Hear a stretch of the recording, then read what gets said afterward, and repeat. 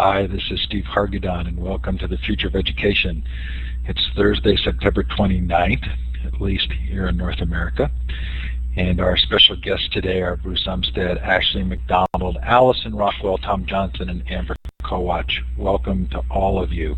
You don't need to turn your mics on and say anything, but maybe put a note in the chat. We're sure glad you're here. Bruce isn't here yet. We're hoping he'll pop in, but we're going to move forward until he does.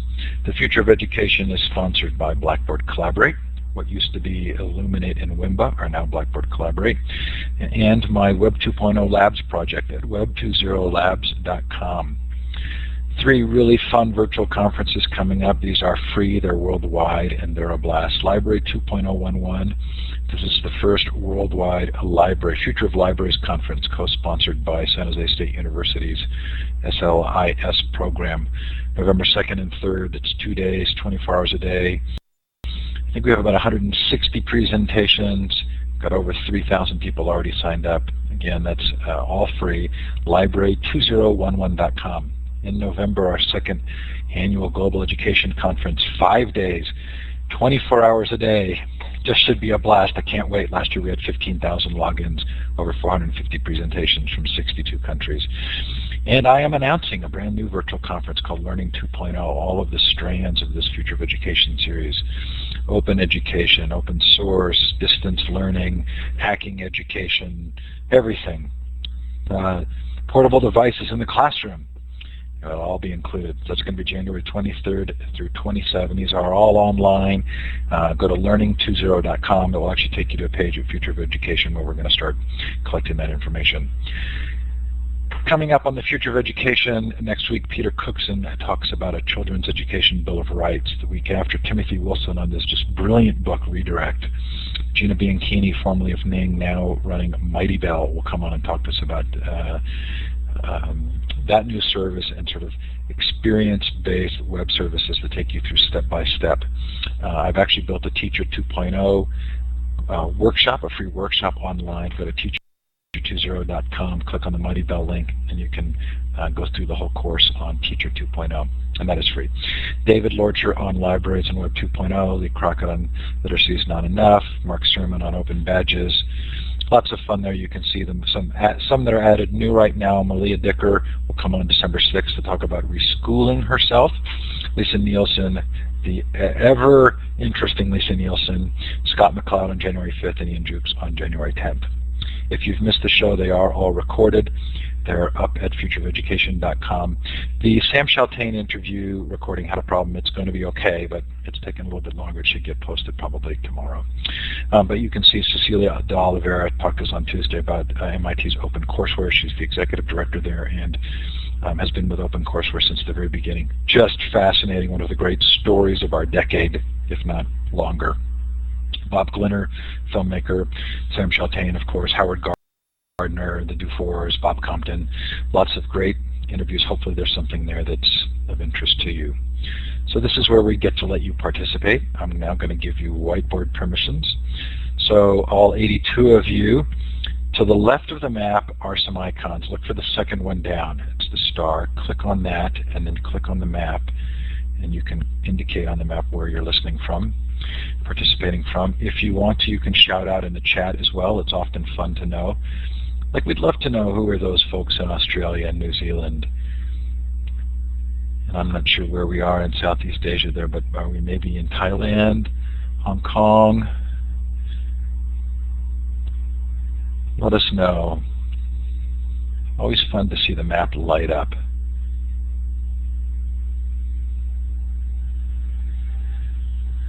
Wet and windy Melbourne. Oh, look, Italy, that's lots of fun. Of course, wherever you are, it's fun that you're here. Really delighted to have you participating. And if you're listening to the recording, thanks so much for taking the time to download and pay attention. I'm going to click off this map, but feel free to keep adding your locations into the chat.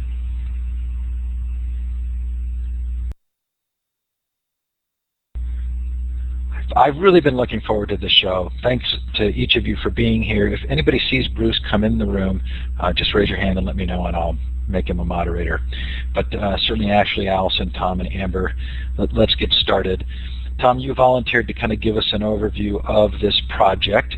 If you wouldn't mind, give us a little bit of the history and the scope, and then we'll ask each of you to let us know in particular what you thought of what took place and why we're considering it a success. So go ahead, Tom.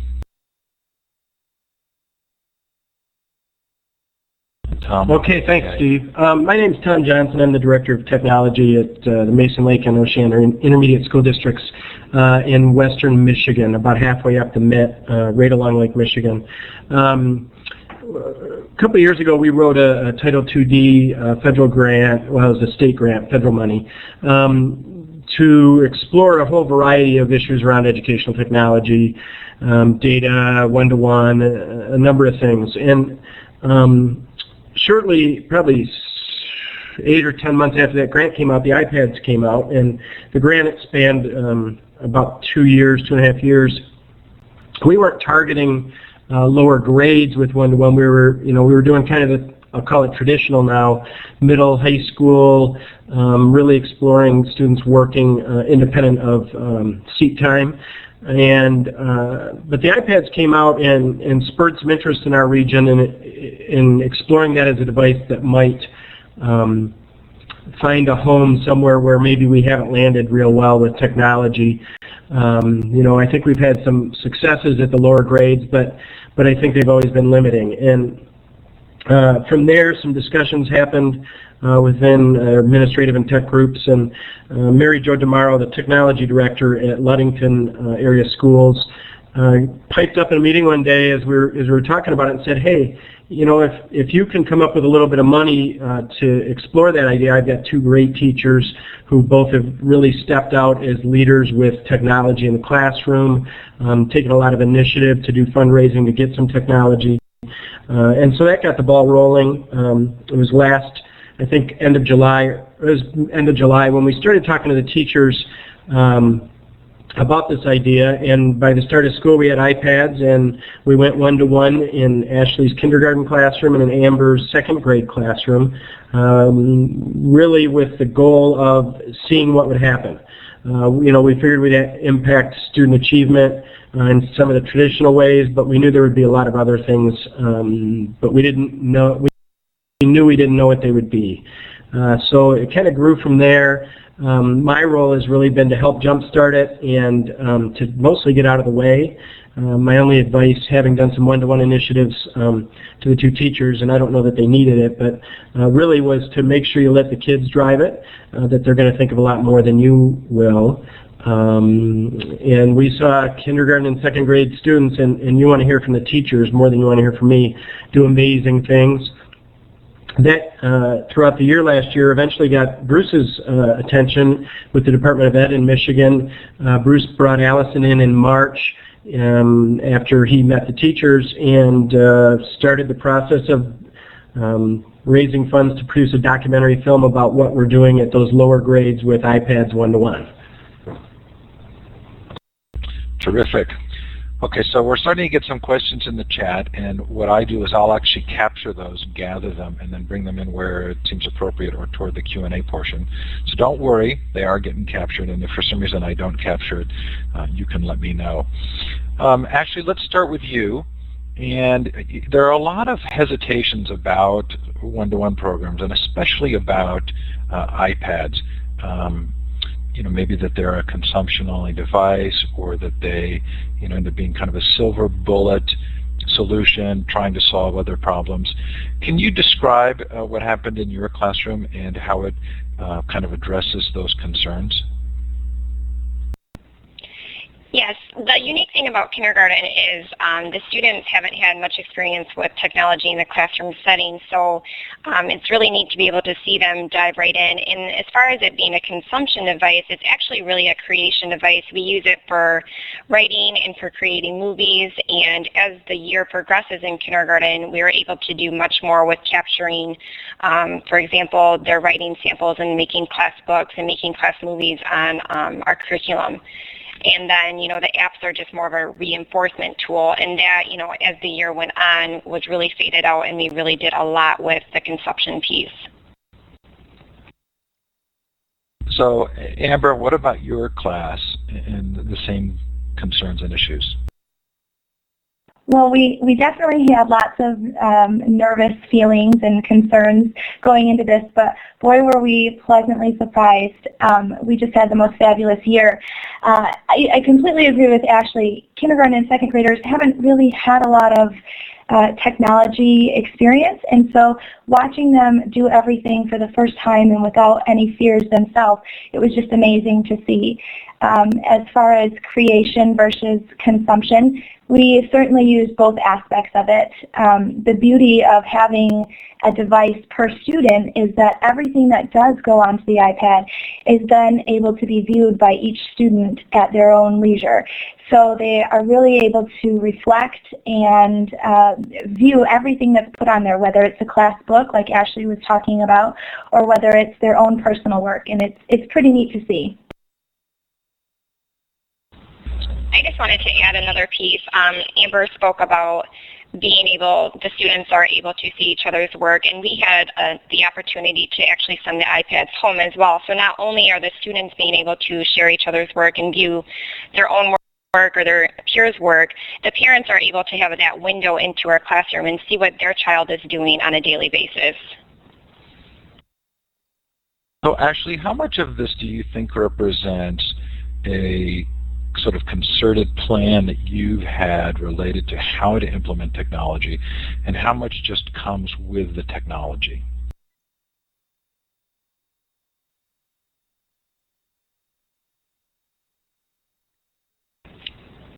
Can you repeat the first part of the question? I'm sorry, did I cut out? I'm curious, just go ahead and turn your mic off because I'm echoing, and then we'll have you come back on. I'm curious as to how much of the success of the program relates to teaching principles that you implemented consciously, and how much is just a part of having this kind of technology. How much is the technology and how much is the pedagogy?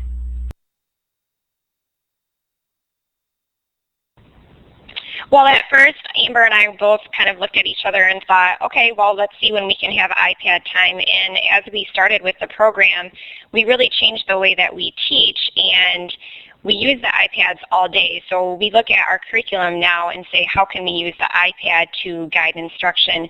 So it's basically changed the way the children have learned, and it's changed the way that we have taught. So it's not a matter of how can I use the iPad to reinforce. It's how can I use the curriculum with the iPad to reach all students' needs.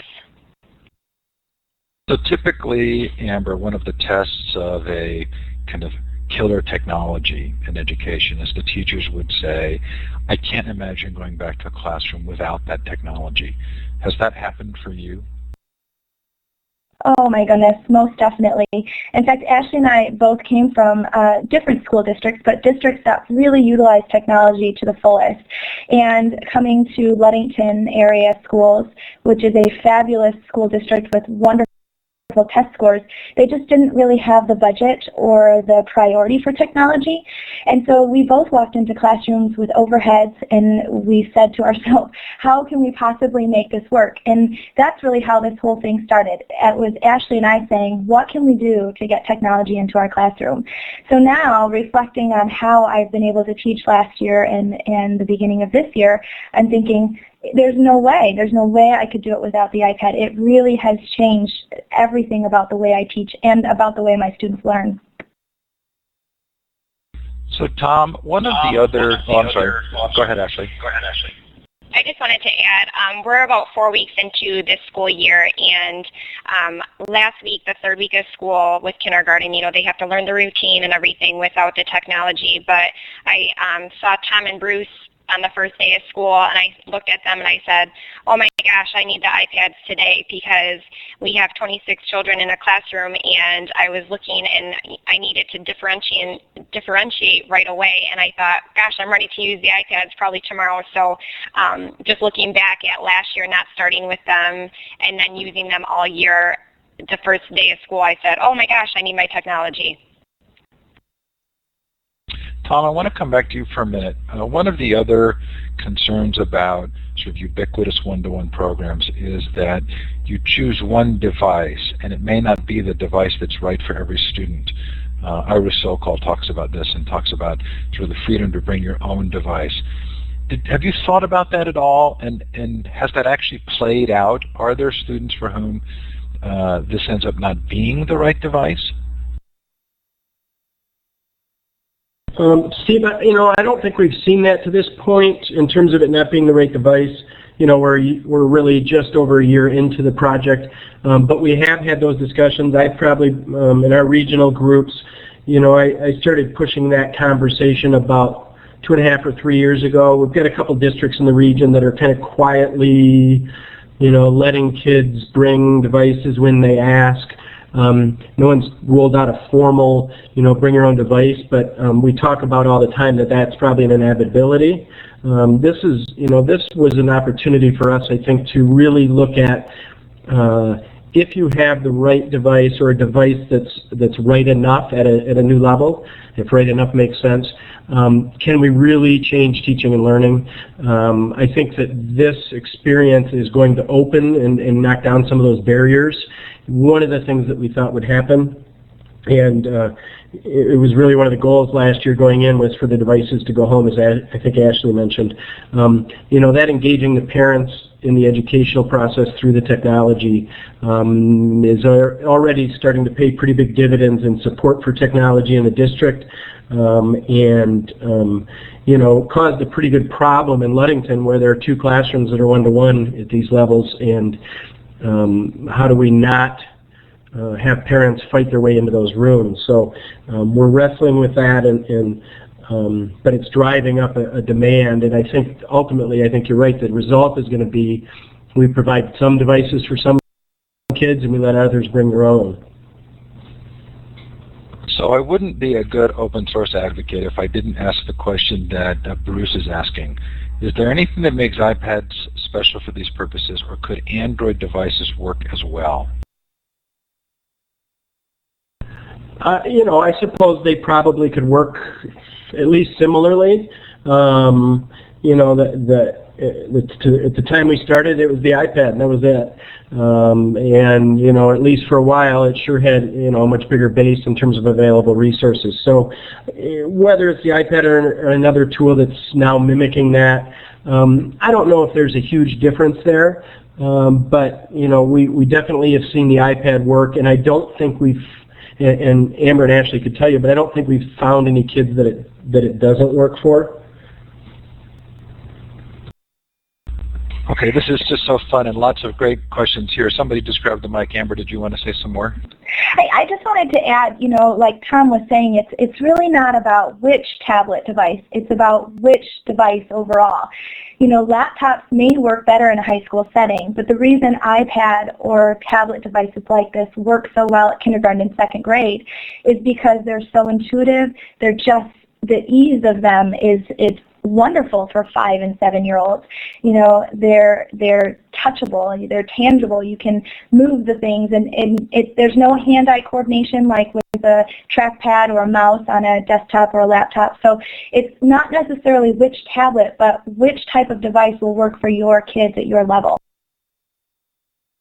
Yeah, I will admit to having an Android tablet and an Android phone, and loving them, but I haven't used the Apple products.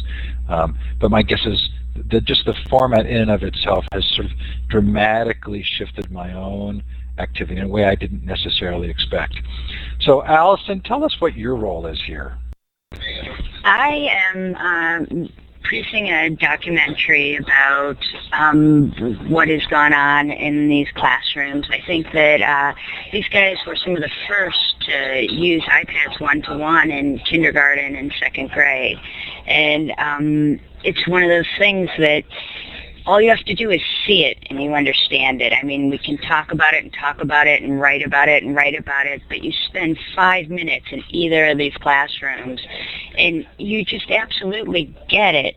You get what's going on. You see the engagement of the kids. You see, I mean, you talk about the device, and it's not about the device at all. It's about the learning that's going on. And I've traveled all around the country to many classrooms, and I don't know that I've ever seen anything as great as what's going on here. It's really amazingly impressive.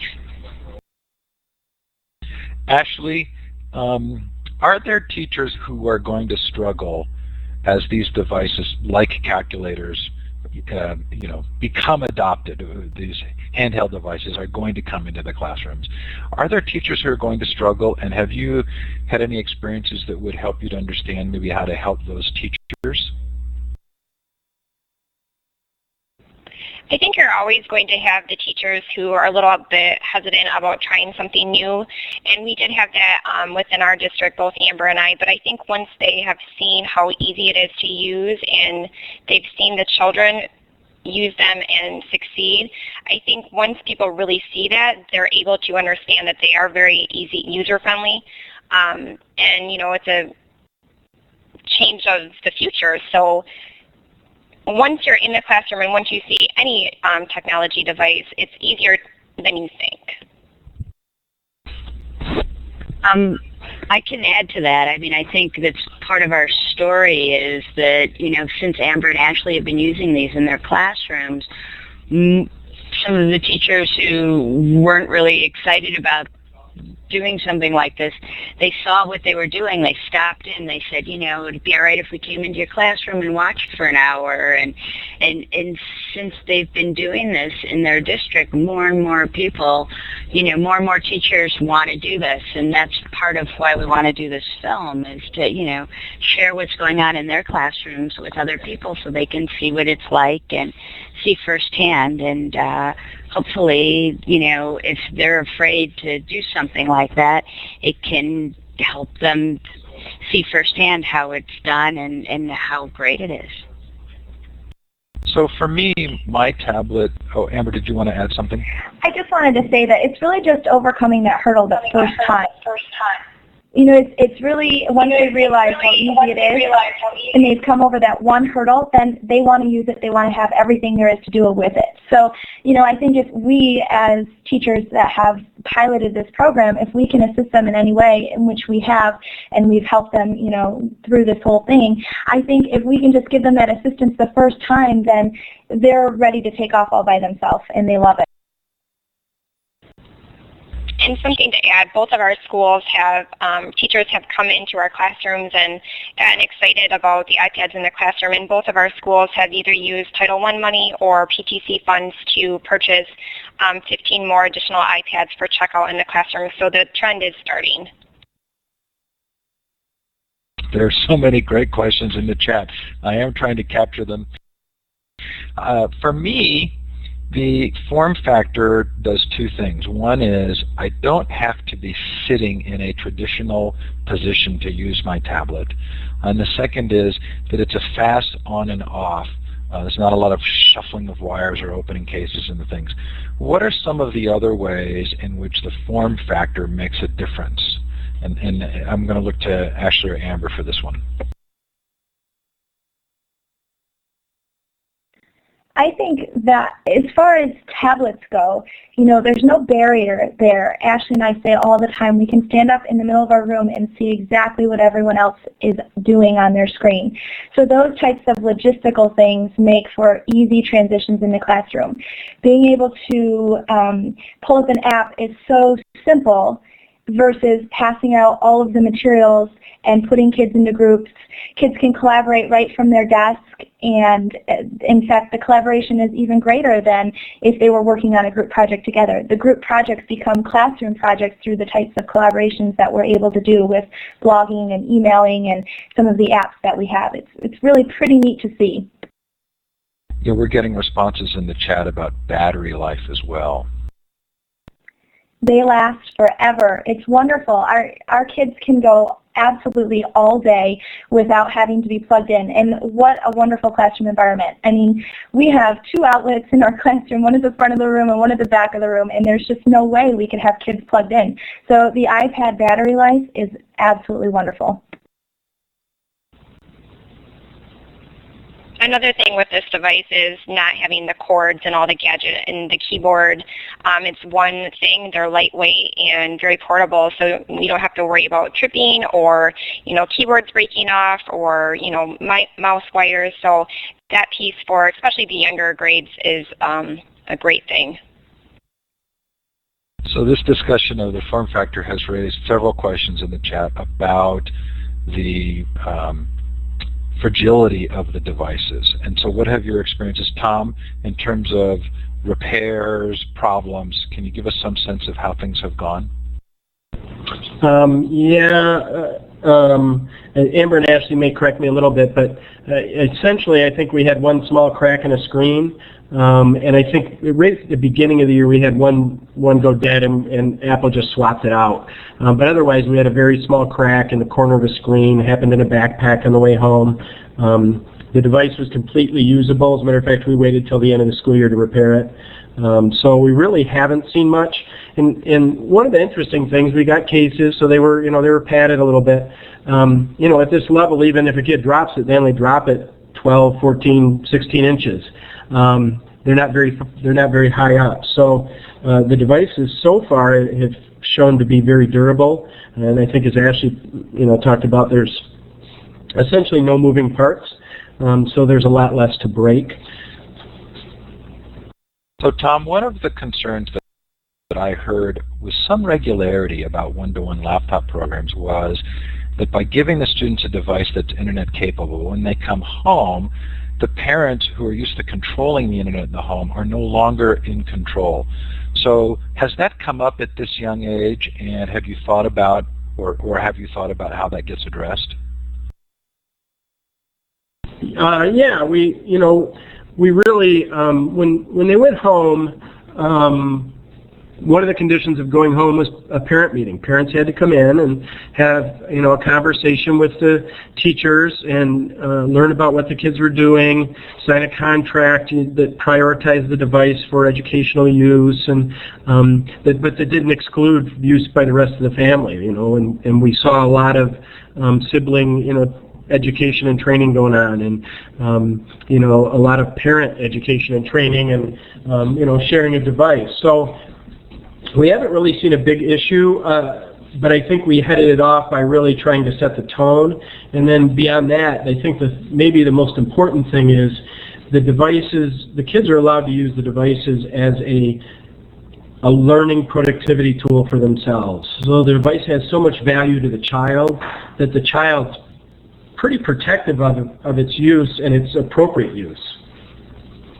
I know my wife and I struggle with this, even with our 13-year-old daughter having an internet-connected device. I'm fascinated by this and love the example.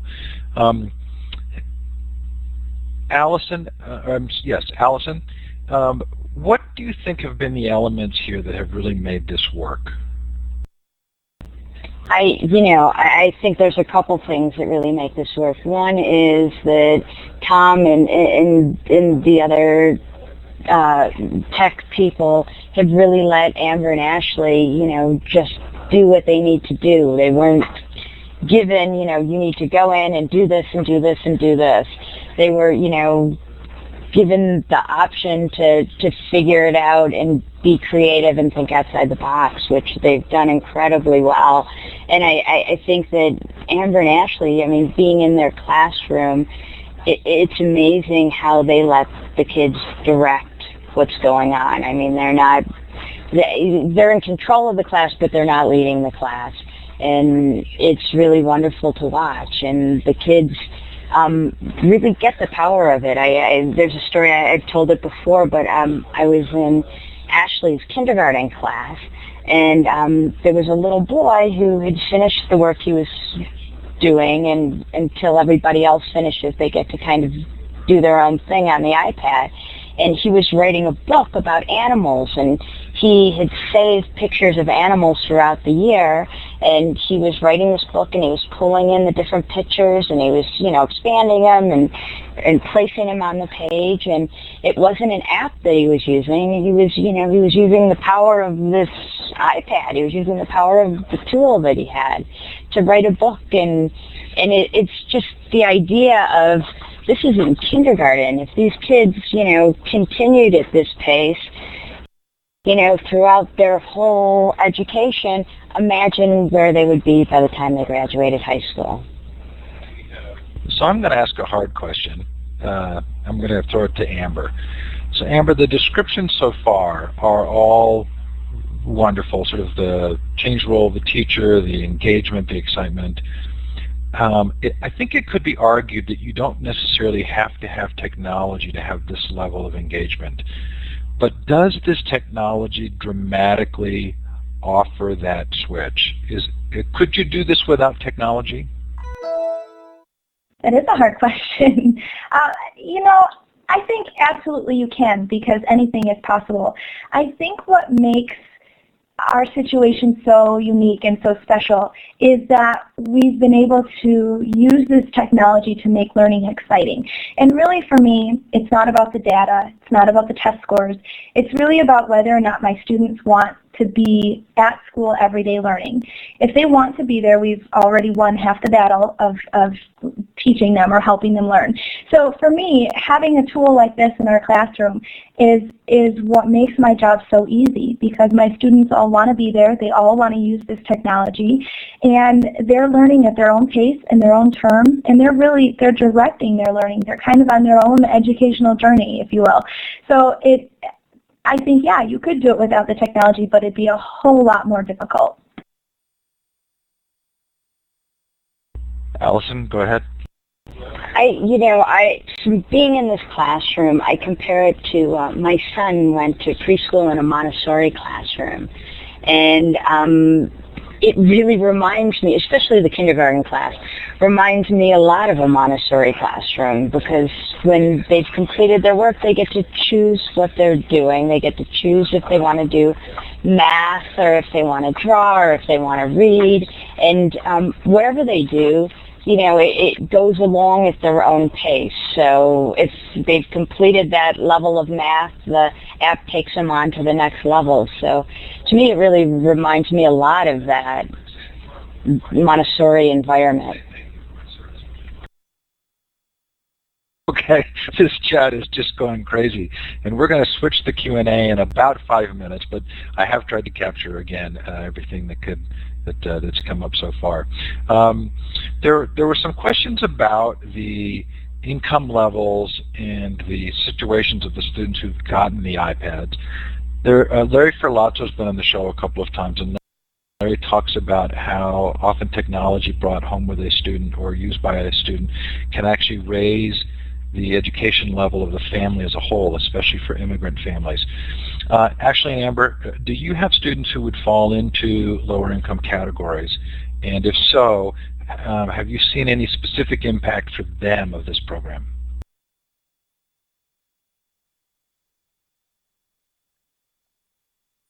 I think we definitely have students that are lower income families.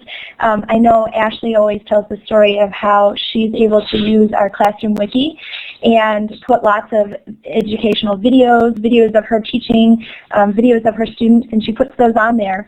And it really makes a window for her classroom that allows her families to view how to help their own children. So instead of us sending an assignment home and expecting our children to complete the assignment on their own, or maybe with the help of parents, a lot of parents don't understand how to help their child. So by allowing them to watch model lessons, they're really able to understand how to help their child, which is pretty powerful. Anything to add, Ashley?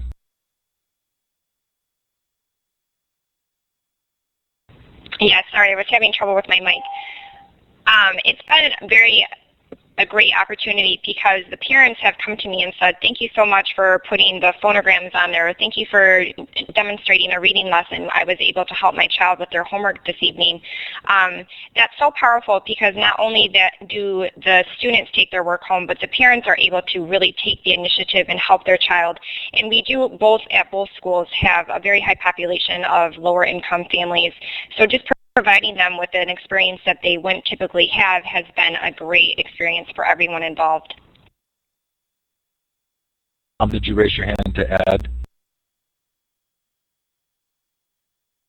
Yeah, Steve, I think on the income level issue, both buildings, Amber and Ashley, are in separate buildings, and both of them are well in excess of 50% free and reduced, which, is, I think for most listeners, will be something that makes sense.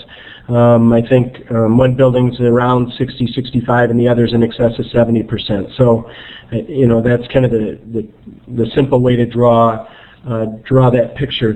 There are a couple other things I thought that maybe were important to add, if I can, before we hit questions.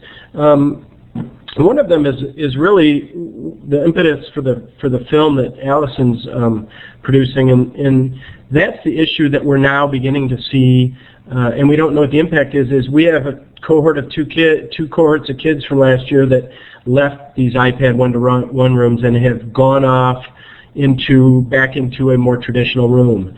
And we know that they're feeling some loss and some anxiety, and it's going to be interesting to watch and track them. But I know that all of them, and I think all of their parents, that was a pretty sad moment, and they're grappling with how do we make sure that our child has a similar experience. And I can actually, it was almost exactly 2 hours ago, I was doing some professional development with a group of teachers, actually training them to use iPads they got this summer. And one of them spoke up. She said, I'm the parent of a girl that was in Ashley's room last year, and she's now in first grade, and she doesn't have an iPad. And the interesting thing that happened just this week really highlights what happened in those rooms, because as Allyson said, it's hard to put a finger on. Her daughter came home in first grade and said, "Mom, can I use your iPad? I need to download an app." And she said, "Well, what's going on? What do you want to do?" She said, "Well, we're doing handwriting in schooling, and I'm not doing very well. I'm struggling with it, and there's a handwriting app. I want to get it so that I can practice my handwriting and get better." That's the kind of 21st century skills we saw last year: problem solving, a ton of collaboration. These kids really, the device and the environment allowed them to really take ownership for their learning. Those are the amazing things. I think the academic pieces that'll come out are pretty obvious, but it's those things that are hard to see unless you're in the room, where the kids really own it, is what sets us apart. Amber, go ahead. To add one quick thing to what Tom was saying, our students have really been given such an opportunity to view learning in a completely different way.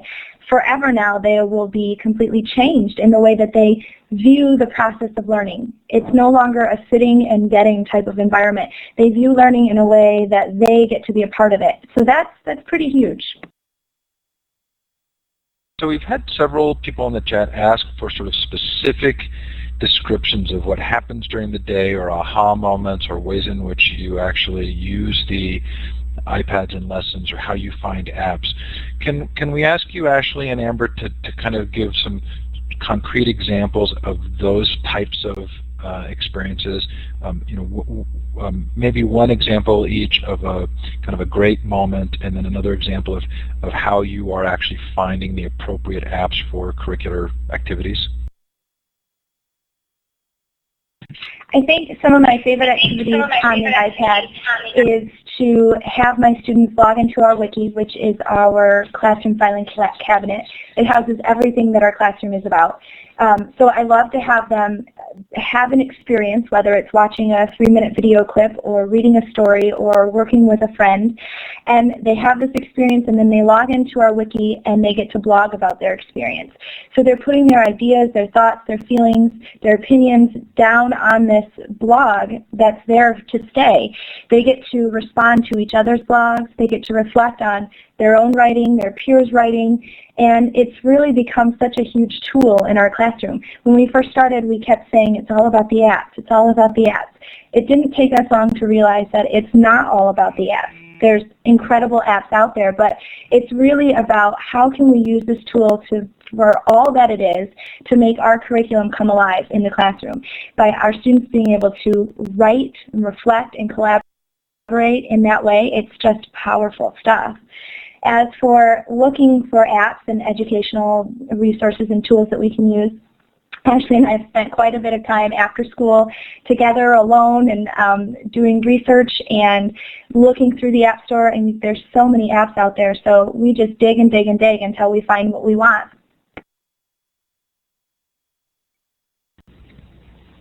And in addition to the wiki, my children also use that, but I tie that in with the homeschool connection where, for example, they have to use their high-frequency words in a sentence with their parents, and then that provides, 26 different ways to see the word, and then we go back and read that in the classroom. So not only are they seeing the sentence that they wrote, but they're seeing all their peers and seeing those words used differently in different sentences. I could say my favorite part, besides the wiki, would be their writing piece. They're able to create and record their work, and then they are able to send it to me, and I can compose a class book together.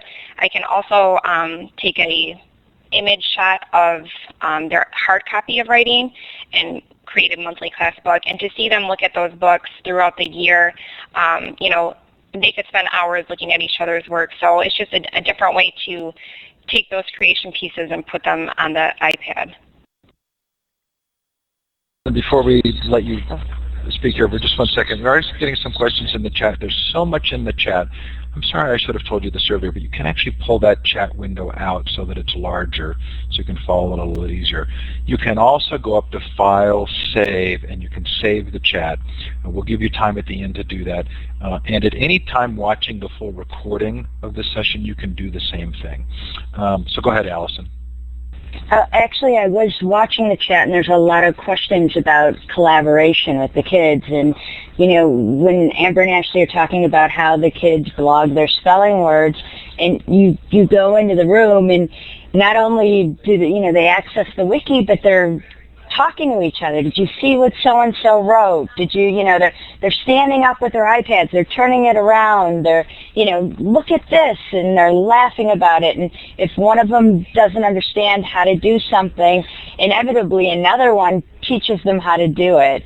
And I was in the kindergarten classroom the other day when the kids got their iPads for the first time, and it took about 20 minutes, and they were already, look, I found out how to turn it blue. I know how to turn it blue. And all the kids are gathered around the one kid who figured out how to make things blue, and they're looking at it, and then somebody else figures out something, and immediately they're teaching each other, and they're helping each other, and the collaboration is it just happens. It's really amazing, and it happens with the spelling words. It happens with the e-books that they write, and it happens with just teaching each other how to use the apps. So where some people say that using a device like this would just kind of make them zone out and not be engaged, it's absolutely the opposite. So somebody's going to put a link in the chat, I'm sure, to Sugata Mitra's TED Talks, because there's a great connection here with students teaching each other. Okay, so we're going to go to Q&A. I've captured a fair number of the questions. If I've missed your question, please feel free to raise your hand. That's the third icon over in the participant window. You can either ask your question by raising your hand. I'll give you the microphone, or you can put the question in the chat. A couple quick ones before we go there. There's a question about whether or not this has been documented anywhere on the web so that someone could go for a resource. Anybody want to grab that question?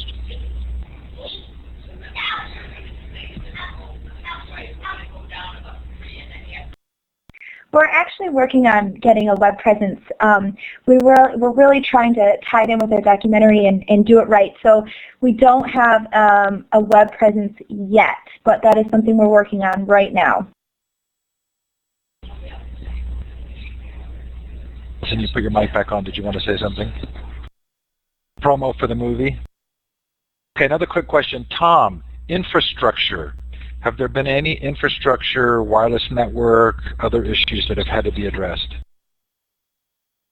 That's actually a pretty interesting question. I think Amber Ashley mentioned it, one of the reasons that we targeted these buildings is they really didn't have much in the way of technology previously. They had teacher machines that were old. These two teachers had lobbied and fundraised to get some Promethean boards, but they basically didn't have any technology. So when we purchased the iPads, we got a couple air ports for each of the rooms, connected them to the network, and that's been about it. So it's been a pretty low-tech infrastructure upgrade, a few $100s in each room. As we look to bring that to a larger scale, we obviously have to do a lot of work. But those were pretty, two of our lower tech buildings, and with almost no trouble at all, we were able to get them, fully functional in a matter of days. So Tom, while you're on here, let's ask you about the future. Sure. Well, part of my job is grant writing. Another part is really regional support. So on one front, we're looking for grants to expand this program. We have an I3 application in the hopper, although I'm sure if anybody out there has one of those, they know what a long shot that is. And we're looking at, in Ludington in particular, there's a movement to explore bond for technology. A number of our other districts in the region that have been watching this have started to redirect some of their title and other local funds to not quite go to the same one-to-one level, but to put classroom sets in that can be shared by 2 or 3 teachers. Ashley talked about these buildings now have reprioritized some of their funding, which in the past they'd never used for technology. So we're really trying to come at it from all angles. And the question you asked earlier, I think, is a place where we're ultimately going to land, which is a combination of provided and brought from home devices. Okay, so if you've got a question, go ahead and turn your mic off if you wouldn't mind, Tom, because I'm getting the feedback there. But if you've got a question for Allyson, Amber, Ashley, or Tom, you can use the third icon over in the participant window to raise your hand, and we'll give you the microphone, or you can put the question in the chat. Again, I was keeping up, and I think I've just passed the point of no return. I've got a couple more here to ask. Is there anything that you would do differently from day one? If somebody's thinking about implementing iPads in the classroom, are there some number 1, number 2, number 3 major lessons that you would communicate to them as they start to think about this? Number 1 lesson, let your students drive your success. They will teach you, and they will guide you, and they will give you everything you need to know to make this a success in your classroom. Ashley? That's exactly what I was going to say. And Amber and I both, when we first introduced the iPads, we had planned a full lesson on when the newest version came out. We wanted to show them all the new things, and we hadn't even gotten done taking attendance, and the kids already knew everything that we wanted to show them. So definitely just let your kids be in charge and let them explore, because they're so user-friendly, and the kids just do a wonderful job with it. Tom?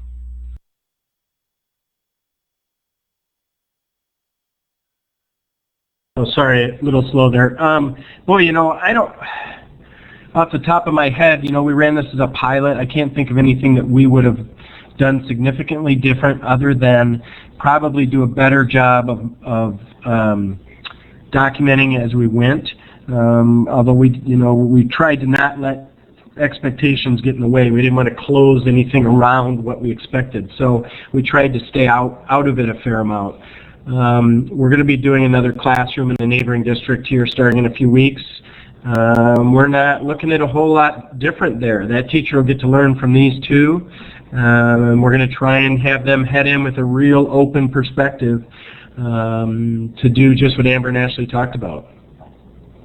Sounds like we need to have a track in the Learning 2.0 conference just on tablets and education. Amber, did you want to say something?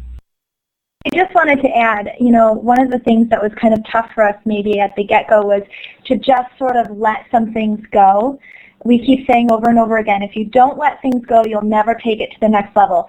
So it goes hand in hand with what I said earlier. If you want to be successful, let your students drive your success, and just sort of let go and sit in the passenger seat for a while and see where it takes you. Okay, this has been so fun. We've got about 10 more minutes for questions. If I've missed a question, please feel free to put it in the chat. Craig's asking, do students have their own e-portfolio and personal website so they can view their products over time and maintain a history? One of the things that I've tried to do, and it's something that I especially want to do this year, on our wiki site, I've made an individual page for each of my students. So on that page, I'll include things like their published stories or videos that may include them, videos that maybe they wrote scripts for. It has all of the things that are about them. So it sort of does become an e-portfolio for them.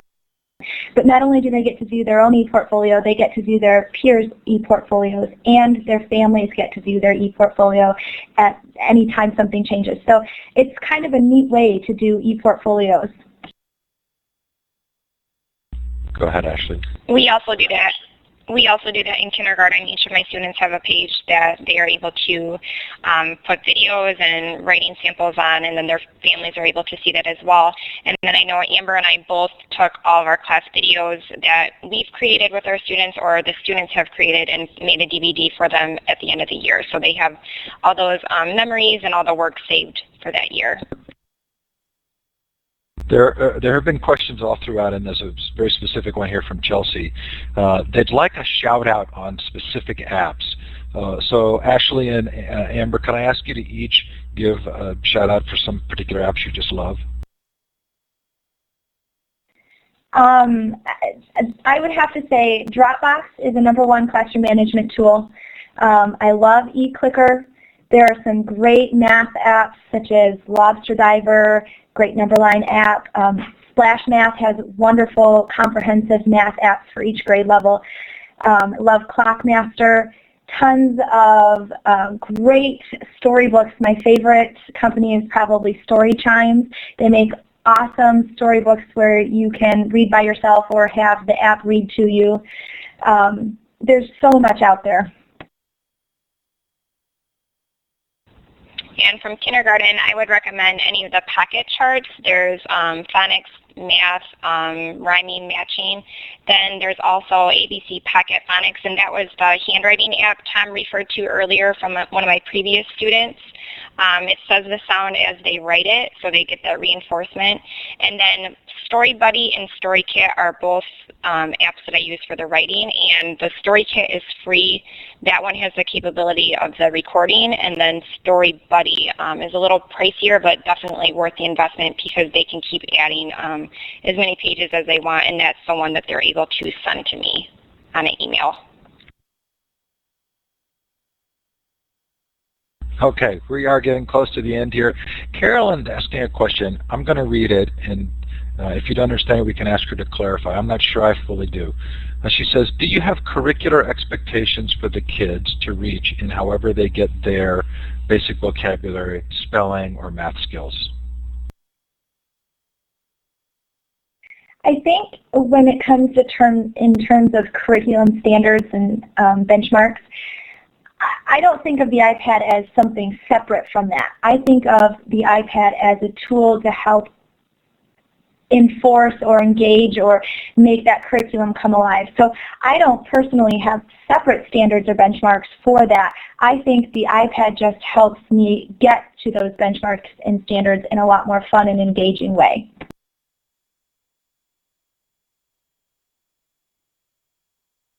Okay, perfect. Okay, so we've got just a couple of minutes left. We do end right on time as a courtesy to each of you for being here. Really appreciate you being here. I want to give you each a chance to do kind of a final words. So if there was something that came up that you want to highlight, or there was something that didn't come up that you were hoping would come up, go ahead and let us know. If you're done, you can say you're done. But just to sort of a final go-round, let's kind of go in the order that the pictures are on the window. So Ashley, if you'd go first. Any final words?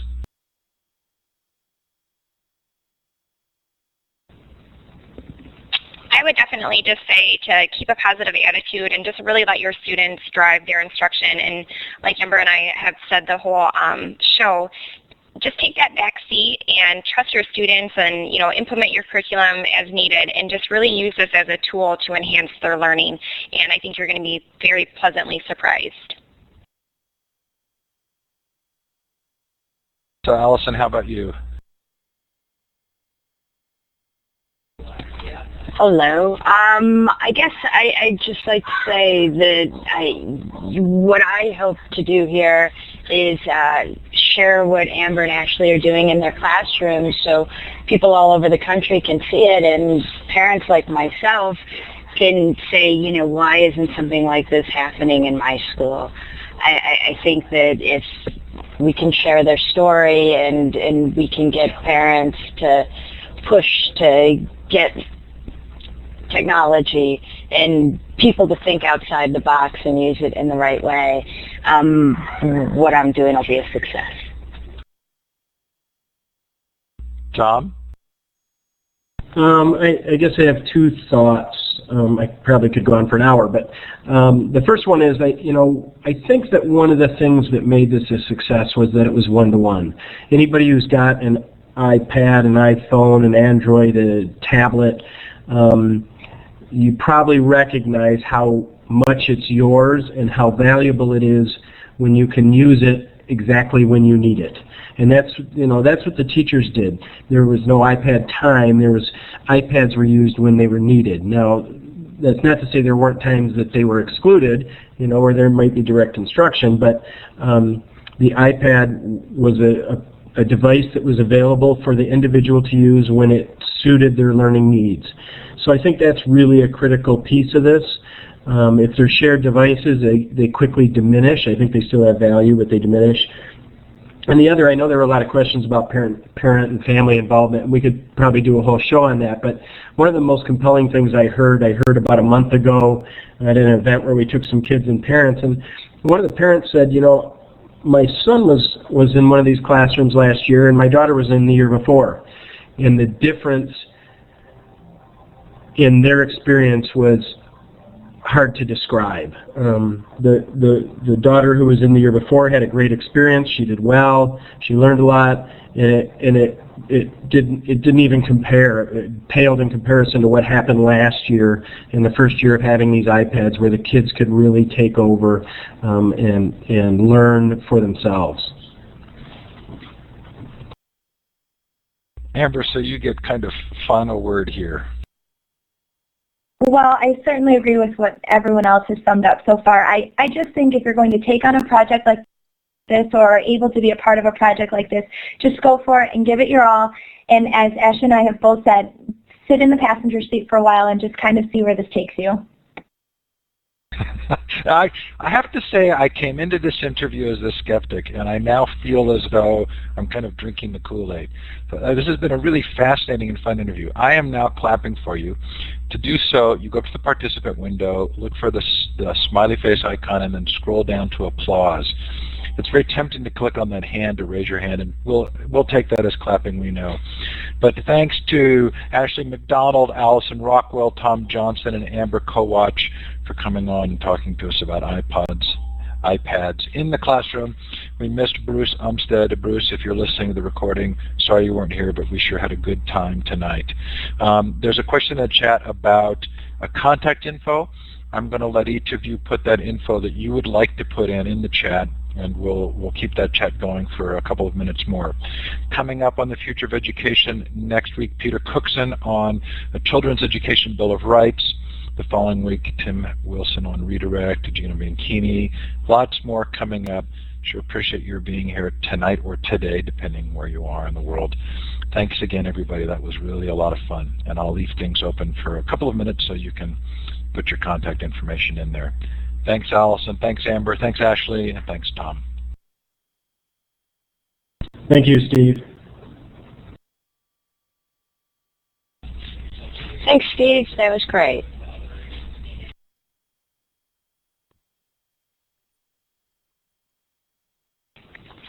Thank you for having us. Thanks to everyone that listened in. Yes, that was terrific. I gotta say, I loved this show. Really appreciate it. Okay, so I'm going to go ahead and turn the recording off. We'll keep the room open for just a couple minutes more.